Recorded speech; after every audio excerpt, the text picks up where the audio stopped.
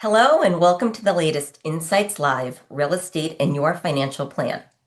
I'm Susie Allen, Vice President of Insights from Fidelity Wealth Management.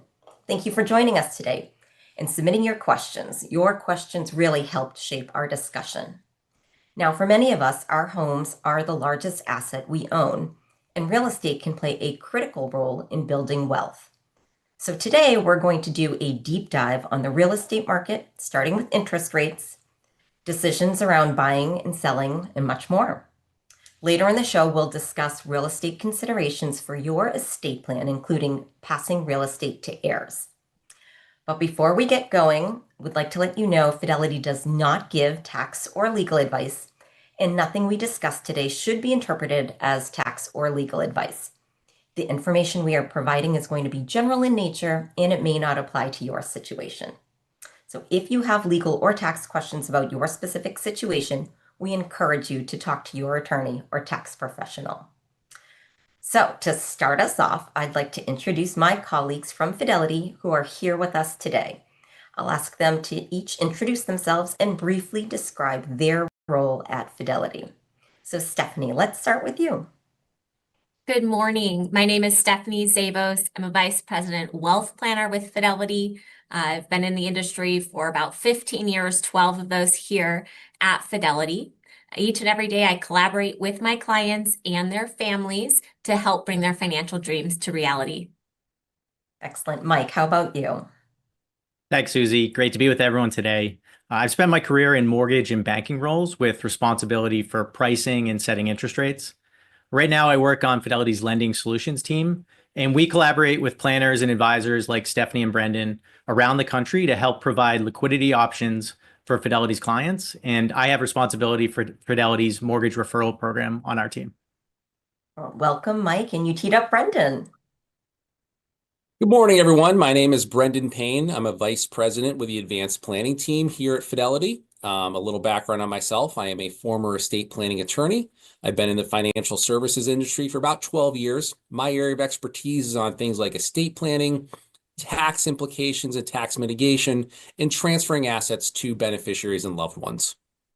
Well, welcome, Brendan. And we mentioned that you'll be talking about real estate and passing on to heirs. So we'll get to you in the second half of the show.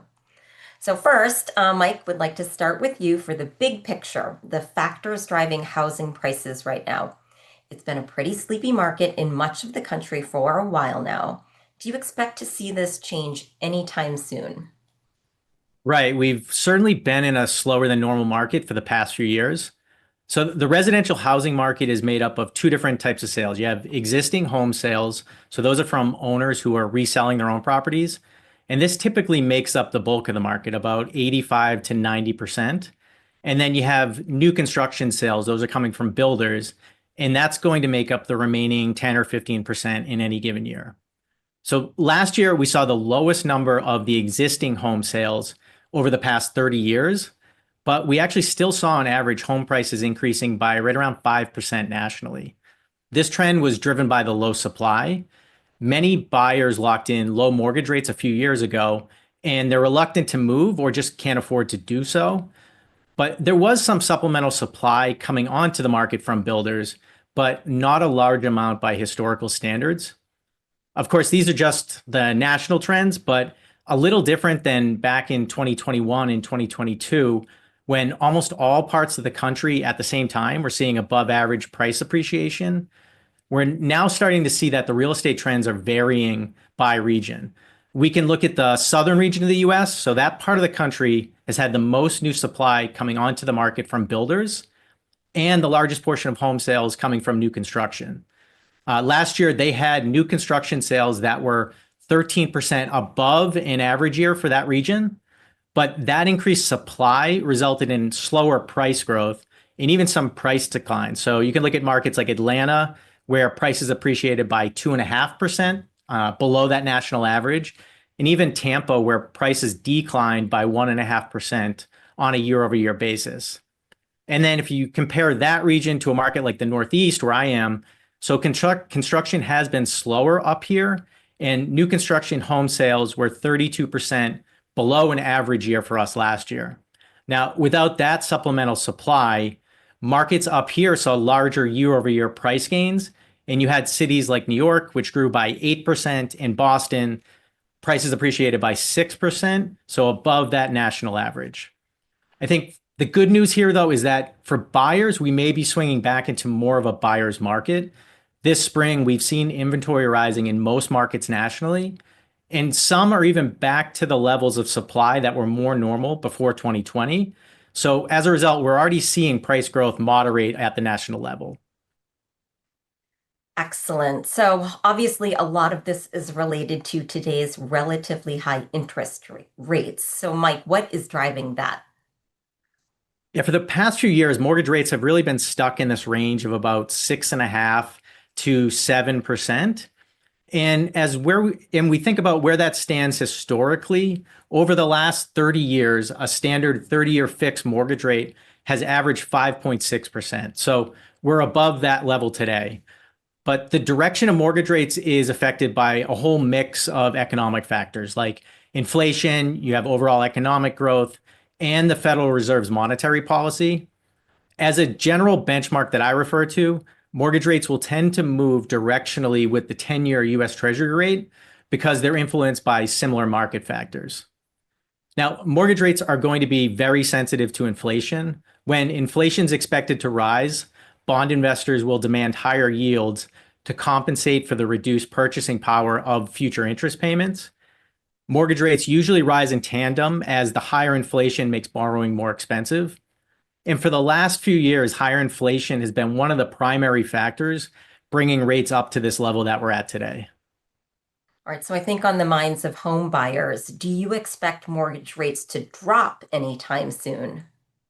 Well, I mentioned that the Federal Reserve's policy impacts the overall rate environment. And while the Fed doesn't directly set long-term rates, they do play a crucial role here in influencing bond yields and mortgage rates. When the Fed raises its benchmark interest rate, that's the federal funds rate, borrowing becomes more expensive, and generally this will influence bond yields and mortgage rates higher.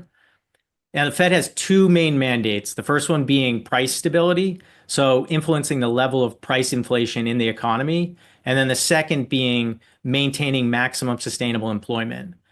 Generally, the Fed raises that Fed funds rate to combat high inflation and then lowers rates to stimulate the economy if unemployment is rising.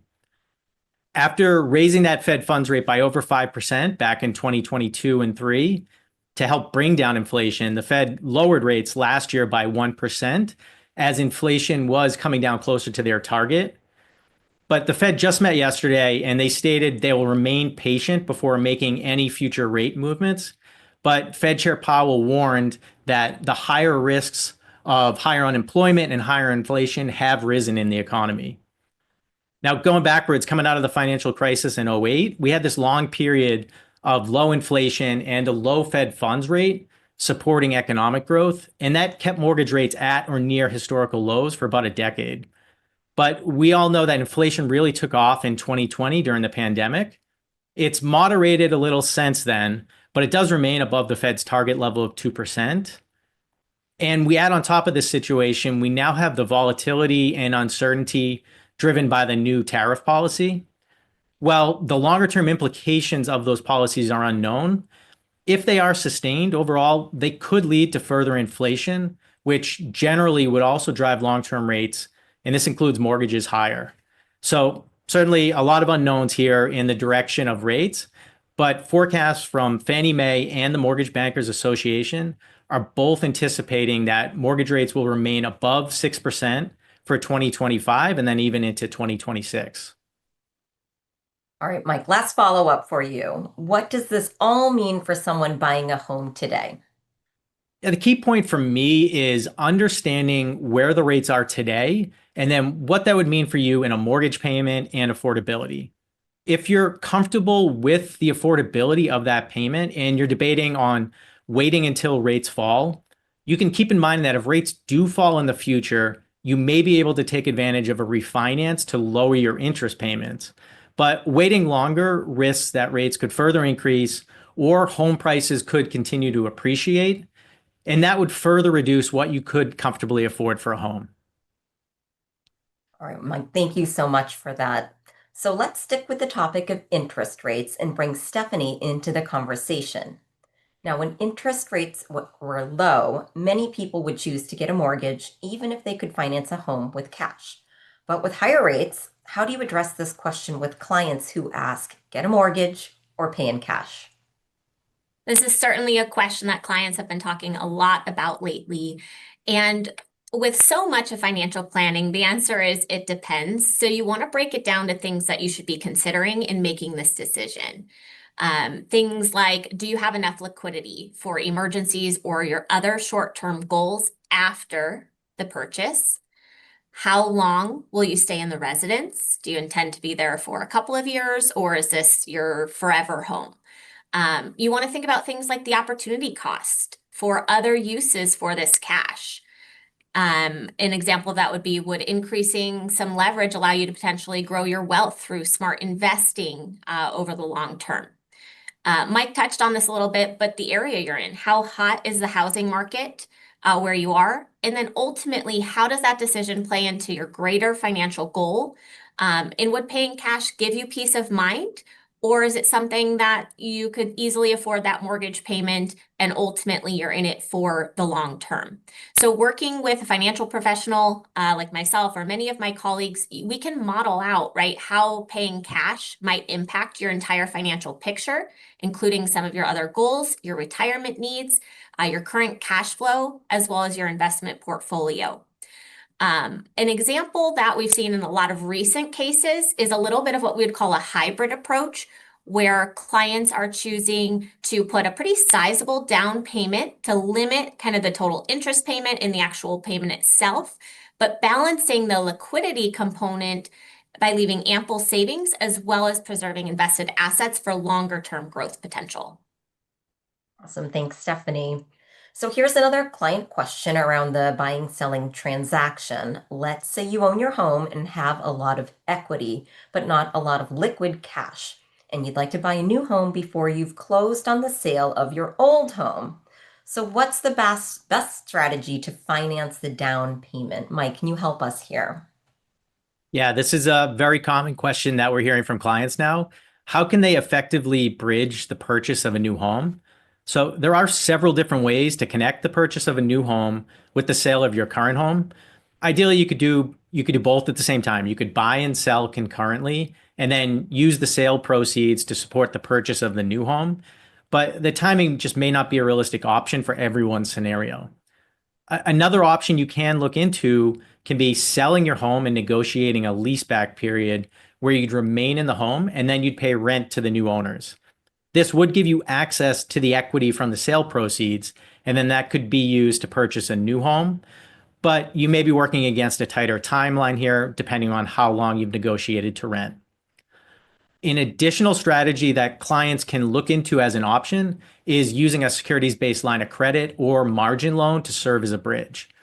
These loans will offer you the ability to use your assets in non-retirement accounts as collateral for a line of credit, which can give you access to the cash you need for the home purchase without disrupting your portfolio or tax plans. For situations where a person is buying first, this can allow for keeping their non-retirement funds invested and avoiding any immediate potential capital gain implications from selling those assets, while still setting you up as a cash buyer out in the market. I do suggest taking the time to understand the details of both loan types before proceeding, though, to make sure just that you're aware of not just the benefits, but also the costs and then any associated risks. For a scenario where you would be selling an existing home after the new closing, the funds from the sale could be used to pay down or pay off that line of credit or margin balance that was used to buy the home. Or separately, a buyer using this strategy may actually look to convert some of the balance from the line of credit or margin loan into a traditional mortgage set up after the home has been purchased. In this case, it's important to really discuss the approach with the mortgage lender before to be sure that they can support the transaction and to be aware of any additional rate or timing considerations that may be a factor. All right, Mike, thanks for that explanation. And thank you for explaining securities-backed line of credit, which some folks might not be familiar with. Now, can you also walk us through the various types of home loans that are available and explain how each are affected by interest rate movements. Maybe start with traditional mortgages. Sure. So Stephanie just outlined some considerations for buyers who may be considering cash versus financing. Now, customers with these options may decide to borrow strategically, even if they have the available funds to preserve liquidity or for tax efficiency. So it's going to be important to understand your full suite of options available. So I will start with the traditional mortgage options here, and those could be both fixed or adjustable rate. In general, these will take about 30 to 45 days to set up, and they do have traditional closing costs associated with them. So you'll want to take that into consideration. A fixed rate mortgage is just that. So the rate is going to be fixed for the term of the mortgage, which is generally a 15-year or 30-year term. And it's going to provide you that payment stability so that you will know your rate's not going to change and your principal and interest payment won't change. But that often comes at a higher rate than an adjustable rate mortgage or an ARM. Depending on the rate environment and your own comfort with a floating rate product, it may be worth considering an adjustable rate option.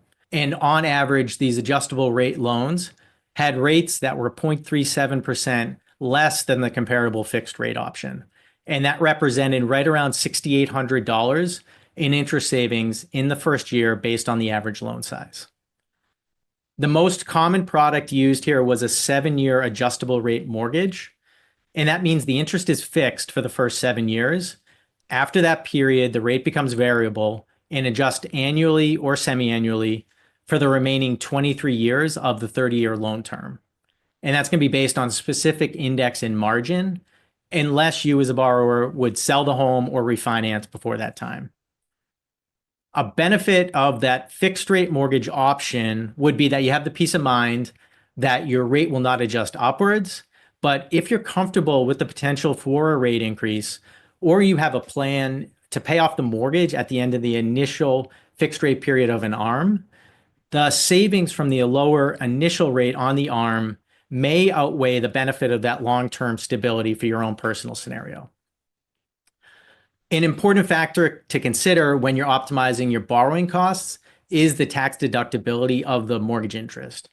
So whether you choose a fixed rate or an adjustable rate mortgage, the interest on mortgages used to either buy, build, or improve a primary or secondary home may be tax deductible, and that's up to a combined loan limit of $750,000. And that's also if you itemize deductions on your tax return rather than taking a standard deduction. So as an example, if you're in the 20% federal tax bracket and paying a mortgage rate of around 6.5%, the tax deduction can lower your effective interest rate to approximately 5.2% thanks to that tax savings. All right, very helpful overview. What about non-mortgage loans? Can you talk a little bit about that? Yeah, sure. So I did mention securities-based line of credit before. These are lines of credit that are backed by the non-retirement assets, and those can also include managed investment accounts. Now, some of the benefits with these loans are that they're quick to set up, generally taking less than a week. They have little to no fees, and they usually will not require the same amount of documentation that's required with a traditional mortgage. These will, in most cases, be variable rate lines. So the rate will float up or down with an index that usually moves in tandem with the Fed funds rate that I mentioned before. The lines are going to be subject to market movement in the underlying assets. So you'll want to avoid getting too close to the maximum borrowing amount that you're approved for, because you could be subject to a margin call if the value of those assets did decline. And unlike a traditional mortgage, the interest from these lines will not be tax deductible for most scenarios. Additionally, another option homeowners with equity appreciation may consider is a home equity line of credit, or HELOC. So these are lines that are similar in structure to that securities-based line of credit, but instead of your taxable assets, you're actually using the equity in your home as the collateral. Now, these can be a solution for accessing cash, but not all lenders would allow you to set these up strictly for a bridge scenario where you'll be listing or selling your home in the immediate near term. So you will want to set these up in advance to have access if needed. But whether it's a HELOC, a securities-based line, or margin, I do think it can be a valuable tool for everyone to have a standby source of liquidity in place. so that when an unknown cash need does come up, you have options at your ready versus scrambling or potentially trying to borrow against a very tight timeline. All right, well, thank you, Mike. So let's stick with the topic of buying and selling. And we talked a little bit about taxes and tax implications. So, Brendan, what do people need to know about the tax consequences of real estate sales? So there are capital gains implications to any type of real estate sale. So first, let's start with the good news, the exclusions. So for a primary residence, which is the main type of piece of real estate that someone would sell during the course of their lifetime, an individual can exclude the first $250,000 in gain for capital gains purposes. And for people who are married filing jointly, you can double that. So you can exclude up to $500,000, the first $500,000 in gain, $500,000 in gains before any capital gains is due on the sale of that primary residence. Now, there's no exclusion for any other type of real estate, so non-primary residence real estate. So that includes vacation homes, rental properties, commercial properties, vacant land. Any gain on that will be subject to federal capital gains rates. And keep in mind, there are some states out there that have their own state capital gains rates as well. So one of the ways to avoid or defer capital gains is doing what's called a 1031 exchange. So that's where an individual sells a piece of real estate and purchases another piece of real estate within a certain time frame. So the new piece of real estate must be identified within 45 days, and the sale must close within 180 days of the sale of the first piece of real estate. And what this allows for is the ability to defer all capital gains on the sale of the first piece of real estate to a later time. And in fact, you can do 1031 exchange after 1031 exchange after 1031 exchange into perpetuity to defer those capital gains. It's also important to remember there's a concept called the step up in cost basis upon death. So this means when someone owns real estate and they die, the beneficiary can inherit that real estate, not at the cost basis the decedent purchased it at, but they can step up the cost basis to the current fair market value up on the date of death of the decedent. So that means the beneficiary could inherit that real estate, sell it at the current fair market value, and the capital gains is just washed away. There's no capital gains due on that sale. So you could potentially do 1031, 1031, 1031, pass away, and your beneficiary would never have to pay capital gains on that piece of real estate. Of course, whenever considering the purchase or sale of real estate, it's important to work with your tax advisor because every situation is different. Excellent, thank you. So many of our clients consider buying or selling their primary home just before or after retirement, especially as they're thinking of downsizing or relocating to an area with a lower cost of living. So, Stephanie, when you discuss this strategy with clients, what factors should they weigh? So I highly recommend that clients do specific research and meet with a real estate professional to determine if their assumptions regarding downsizing or relocating are realistic. Some of the other considerations that we'll talk through with clients making this decision are, what are the net proceeds expected after paying any existing mortgage, selling costs, closing costs? Mike had touched on this with the line of credit. Can they purchase that next residence before selling their current? And so that's a consideration. We have to look at liquidity or maybe utilizing something like a line of credit to bridge that gap. We look at, will moving require additional cash flow? Is this new home going to need repairs? What are the potential taxes from capital gains, moving expenses? We also want to look at what is the new housing costs. Are the property taxes in the new state similar? Are they higher or lower? What about homeowners association or maintenance costs? So what we do is we try to attach a value to all of these different components as we model these different scenarios for clients. A recent example of this is I'm based here in Scottsdale, Arizona, but I did have a client move to Texas and they were moving into a smaller home. The home price was significantly less. However, they were quite surprised by the property taxes in that state versus Arizona, just as an example. as well as homeowners association fees. So these are all the things that you want to think about as you think about this lifestyle change. Another piece is, will this free up more cash flow for a client who maybe has a goal to travel in retirement or other things that they see themselves doing in their retirement years? You want to think about, will this offer less time and maintenance, right? That you may need for a home. Let's say you're downsizing from a primary residence that you've maintained and the landscape and that you move into, say, a condo where that's done for you, that's freeing up either cash flow from not having to pay folks to handle some of that, and or your time where you can do more of the things that you enjoy. The last one that I think is one a lot of people sort of overlook, which is the emotional attachment. Many clients struggle with kind of the idea of giving up memories. Maybe this is a home they've owned for 20 or 30 years. They've raised a family. And so that can really kind of play a part in sort of this attachment to a particular home and really weigh in as part of that more qualitative piece of this decision. Yeah, that emotional piece is so important. I'm even attached to all of my kids' toys still, so I certainly hear that. Well, let's discuss another common home purchase, a second home. So, Stephanie, how can someone considering a second home figure out what that might mean for their financial path or plan, excuse me?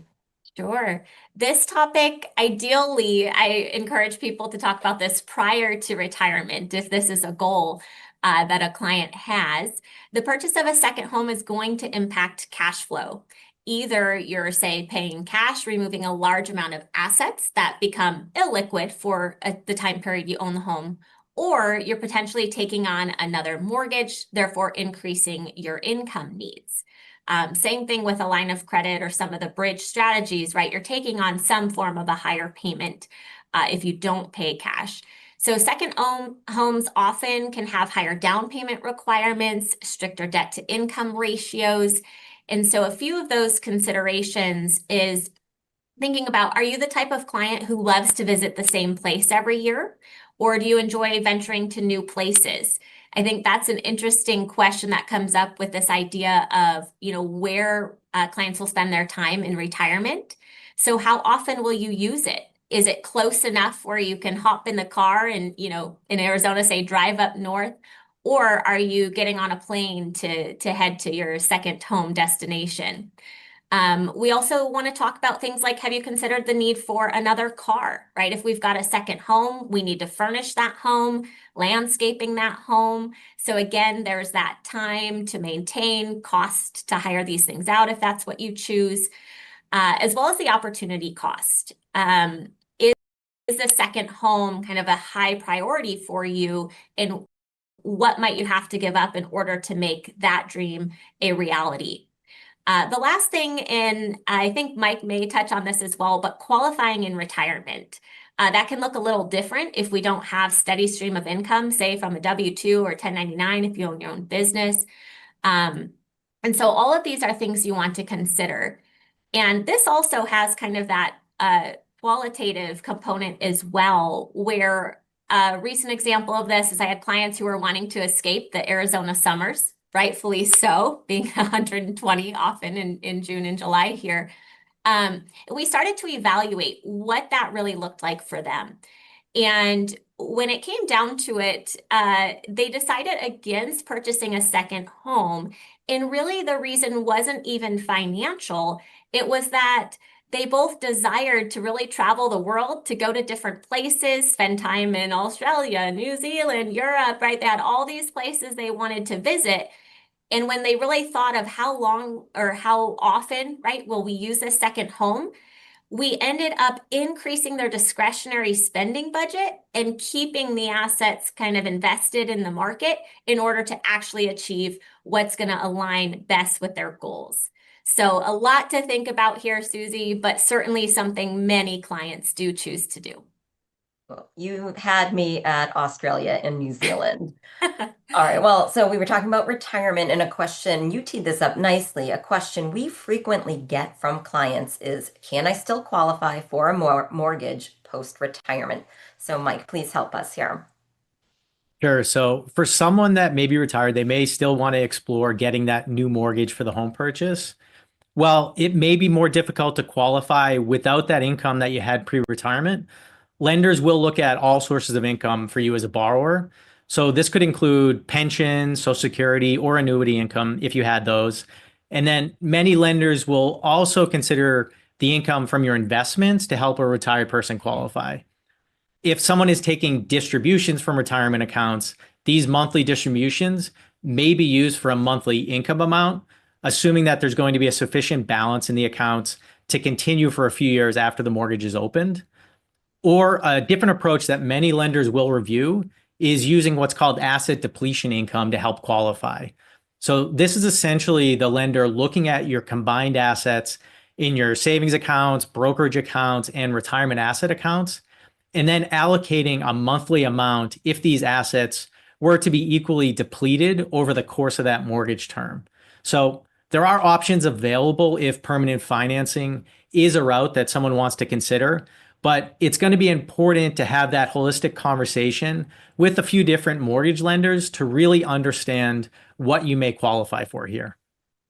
Okay, great. Thank you. So let's flash back for a little to the pandemic. Many people relocated to a second home for part of the year.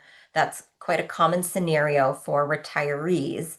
So for someone who is spending part of the year in their second home, what does that mean for their state of residency, for taxes, and estate planning purposes? Brendan. That's certainly one of the big considerations is which state is your primary residence, because different states have certainly different laws when it comes to taxes, estate taxes, probate and estate planning laws. So one of the obvious common scenarios we see are people moving from northern states to southern states like Arizona for weather-related reasons. So I work with a lot of clients who move from Minnesota or Illinois to Arizona, for example. Now, Minnesota and Illinois, they have state level estate taxes. Arizona does not. Minnesota and Illinois are not community property states. Arizona is a community property state. All of those things significantly impact an estate plan and tax mitigation. Additionally, if you have properties in multiple states, that could require having to open probates in multiple states. So probate is the legal process of when someone dies, the executor of the estate takes the will to the probate court, the probate judge validates it, and then the executor distributes the assets to the beneficiaries. Probate is a legal process, a court proceeding. There's fees involved. It can be time consuming. Each state has different laws. It becomes a public document. So certainly we want to avoid probate as much as possible, and certainly we want to avoid doing probate in multiple states.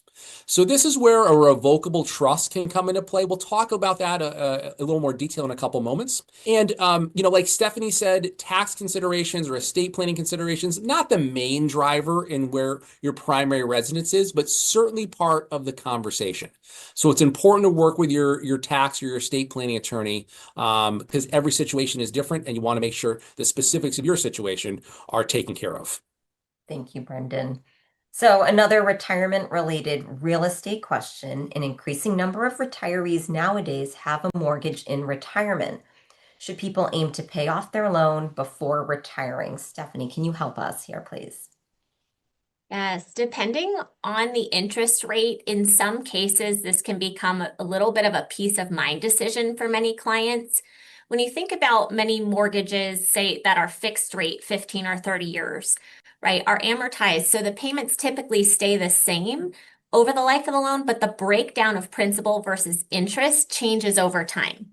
So in the early years, a larger portion of that payment goes towards interest when the loan balance is high. In the later years, or maybe nearing retirement, the majority of the payment is paying down the principal at that point. So when we look at the other considerations of what's the current liquidity that the client has, is there an opportunity cost, right? If they're using cash to pay down the principal versus could it be invested? Are you selling off some of your investments? Are you selling stocks and bonds in order to pay off the mortgage, right? So where's the source of the funds? Again, your interest rate is a big factor. A lot of clients are kind of in that arena where they were able to purchase or refinance at maybe 2 to 3, 4%. In many cases, mathematically, it's hard to justify a payoff in that range. But again, we always have to run the numbers. You want to work with your financial planner. But you want to think about how much time is left on the loan, and then what's your intention with the asset? Are you leaving this asset to an heir? Are you going to sell it and downsize? So there's a lot of considerations. And so in some cases, the opportunity cost can be pretty significant. For example, let's say a client has a low interest rate and they've got 10 years or less left on their mortgage and they're planning to retire, say next year. If they go and decide to sell stock to pay off the balance, they may be leaving some money on the table in some cases, right? Certainly, it's not a guarantee. We have to look at growth potential over that 10-year period, but certainly it's something to look at. All right. Well, you mentioned passing on to heirs. Now let's press on this a little. If someone does want to transfer a home to an heir, what are their options? And obviously, real estate is often a family affair, so some of clients may want to pass a primary or vacation home on to their children. So what are some of the considerations you discuss with clients? Oh, sure. So let's start with the most common type of home ownership, and that's joint ownership with rights of survivorship. So typically used for married spouses. When one spouse dies, the survivor continues to own the real estate as a matter of law. No probate is necessary for that type of transfer. Now, when parents transfer assets to children, this is where things get a little trickier. So a moment ago, I mentioned the revocable trust. This is the most common type of vehicle I see for transferring real estate from parents to children. Let's define a revocable trust. It's defined exactly as it sounds, meaning you can revoke it, change it, amend it at any time. You can add or remove beneficiaries. You can put property in, take property out. You have complete control over all of the assets in the revocable trust during life. You can use and spend all the assets in the revocable trust during your lifetime. The revocable trust is simply just an extension of yourself for ownership and taxation purposes. Now, the two main types of assets that you'd fund into a revocable trust are real estate and financial assets. So let's focus on the real estate because that's our topic of conversation today. The first thing you have to do is actually change the ownership on the deed from your names to the name of the trust. From a practical standpoint, this doesn't change anything from your standpoint. You still live in the home, you still pay the property tax, the trust can't evict you. This just allows for real estate to transfer via the terms of the trust at death to your children without going through probate. So what happens when that time comes? Well, the most likely outcome is at death, the real estate is sold and the proceeds are divided up between the beneficiaries, between the children. Now, sometimes a child wants a specific piece of real estate, or you want to leave a specific piece of real estate to a certain child. You certainly can do that. You can say real estate parcel A goes to child A, real estate parcel B goes to child B. Absolutely an option. Now, most times parents want to equalize the estate, so leave things equally to children. So if real estate parcel A is worth $1 million, you leave it to child A, you most likely need to find another $1 million in assets to leave to child B to make sure that everything is equal. Another consideration is property taxes. So sometimes if real estate is left to a child, that could trigger a property tax reassessment. That's certainly state or municipal or county specific. And it really comes down to whether that child is going to make the home their primary residence or rent it out or continue rental property as rental property. So certainly a lot of considerations in how you want to transfer real estate to your children. Okay, a quick follow-up there. Are there any downsides to putting your home in a trust and any tax implications to be aware of? So very common question. And like I mentioned a moment ago, the revocable trust is just an extension of yourself. The main downside to having the trust is actually the actual setup of the trust. So the cost, meeting with the estate planning attorney, the hassle of setting it up.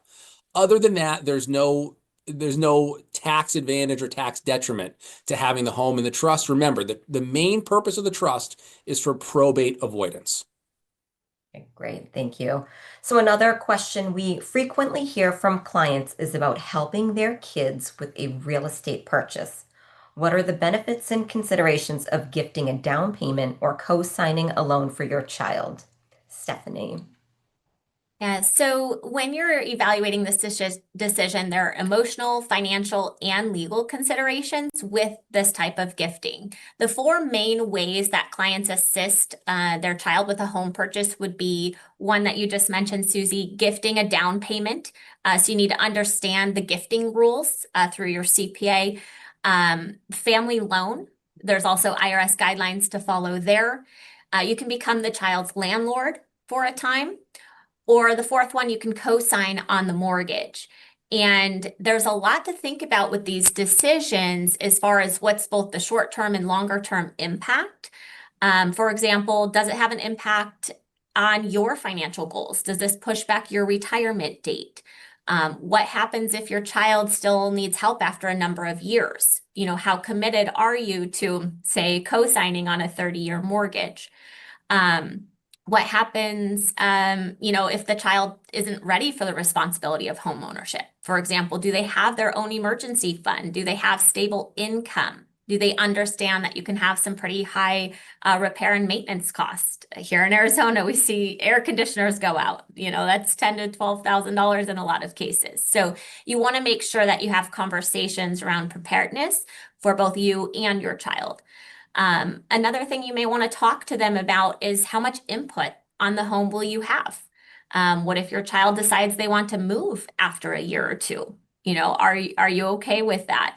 And you want to try to talk through and bring clarity on these decisions, because at the end of the day, anything we do in financial planning, our goal is to bring closeness within the family and not create distance through these decisions. This can lead to the fair equal discussion. If you've got multiple children, are you going to do the same type of assistance for everybody? What does that mean for your family? And of course, will the gifting impact your estate plan? Brendan and I work with clients together often, and we get his input on kind of some of these options and what the impact might be overall. Okay. Thank you, Stephanie. I appreciate that. I know we're getting close to time, so I wanted to jump ahead a little bit in our conversation and get to some real estate investments. So let's talk about real estate investment trusts, or REITs, for a little bit. And REITs allow individuals to invest in real estate without actually owning the properties. Now, would love to go over some of the benefits and considerations of a REIT. And Stephanie, if you wouldn't mind helping me with this one, would love that. Absolutely. So a real estate investment trust, or REIT, is really, as to put it simply, it's a company that owns, operates, or finances real estate.